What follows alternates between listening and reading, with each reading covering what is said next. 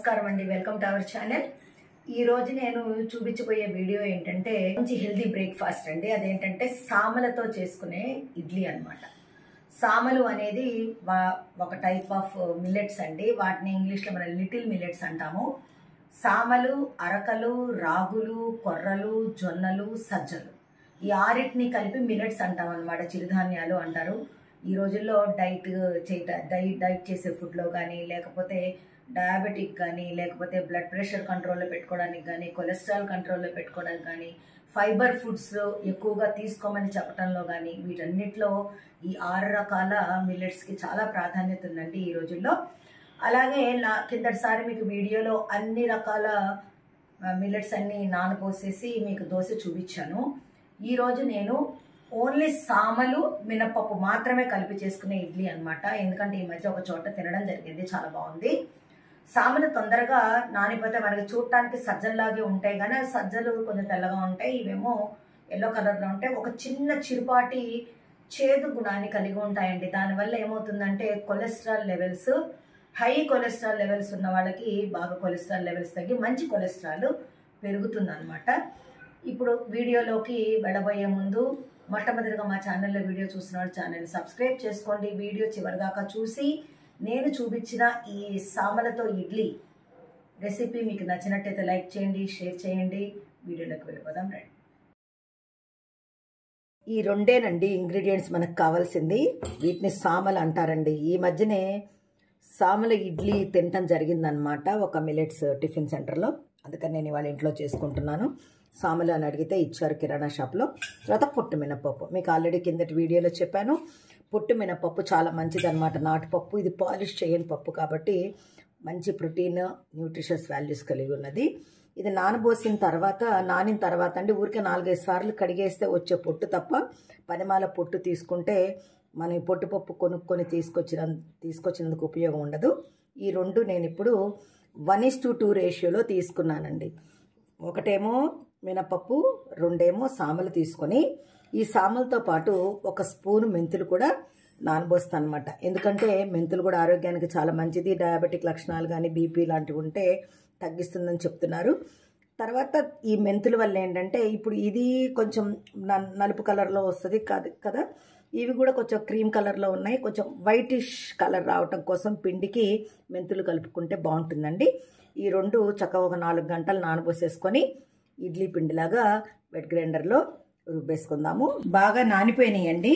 నేను పొద్దున ఆఫీస్కి వెళ్ళేటప్పుడు నానబోసి వెళ్ళాను. ఇప్పుడు వచ్చిన తర్వాత రుబ్బుకుందామని ప్రయత్నం అనమాట.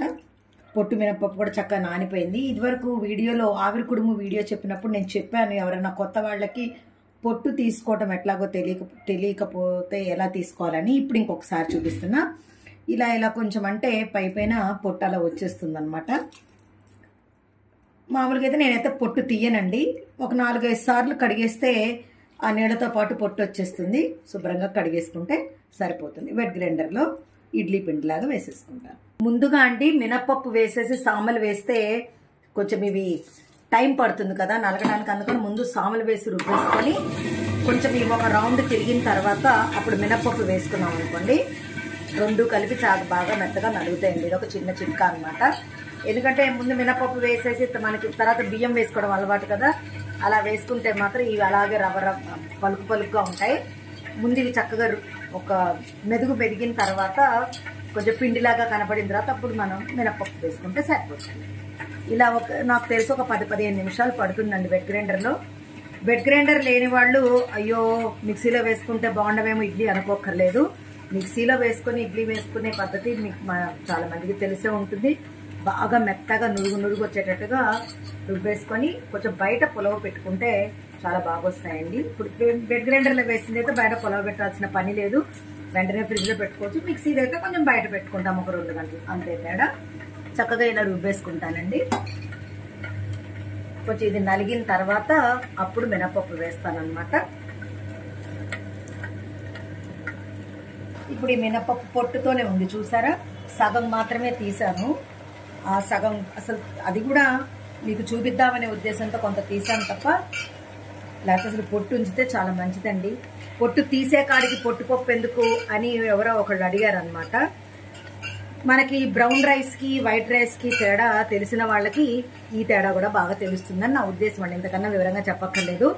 బ్రౌన్ రైస్ ఏంటి, మనకి పైన ఎంబ్రియో ఉంటుంది కాబట్టే కార్బోహైడ్రేట్స్ తక్కువ ఉంటాయి, ప్రోటీన్స్ ఎక్కువ ఉంటాయని అవి తింటాం కదా. అలాగే పొట్టు మినపప్పు వాడితే ఏంటంటే అన్పాలిష్డ్ కాబట్టి ఆరోగ్యానికి మంచిది. చాయ్ పప్పు అయితే ఏంటంటే పొట్టు తీసేసి మిల్లులో 2-3 లేయర్లు తీసేస్తారు కదా, అది తింటే అంత మంచిది కాదనే ఉద్దేశంతో పొట్టుపప్పు వాడతాం అనమాట. ఈ పొట్టుపప్పు వాడటం వల్లేనంటే మన పెద్దవాళ్ళందరూ అంత ఆరోగ్యంగా ఉండేవాళ్ళు. అప్పుడు ఇడ్లీలు దోశలు తినేసినా ఏముండేది కాదు. అలా చేసుకోకుండా మనం ఇష్టం వచ్చినట్టు తెల్లటి బియ్యం, తెల్లటి రవ్వ, తెల్లటి మినపప్పు పోసేసుకొని వాయిల్ ఇడ్లీలు తినద్దు అని ఎవరికైనా సలహా చెప్తే ఎవరు తినరనమాట.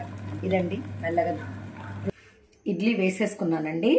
మీకు గట్టిగా ఉంటాయేమన్న అనుమానం అక్కర్లేదు. చూశారు కదా, చాలా మెత్తగా ఉంటాయి అన్నమాట. మామూలు ఇడ్లీగా ఏం తేడా మనకు కనపడదు.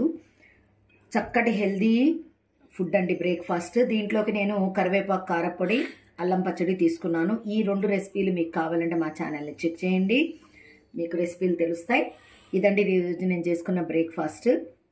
మీకు గనక నేను చూపించిన రెసిపీ నచ్చినట్టయితే మంచి ఆరోగ్యకరమైన టిఫిన్ అని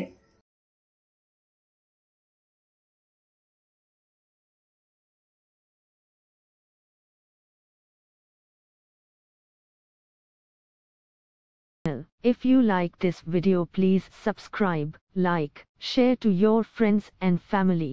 Don't forget to write your valuable feedback below. Thanks for watching.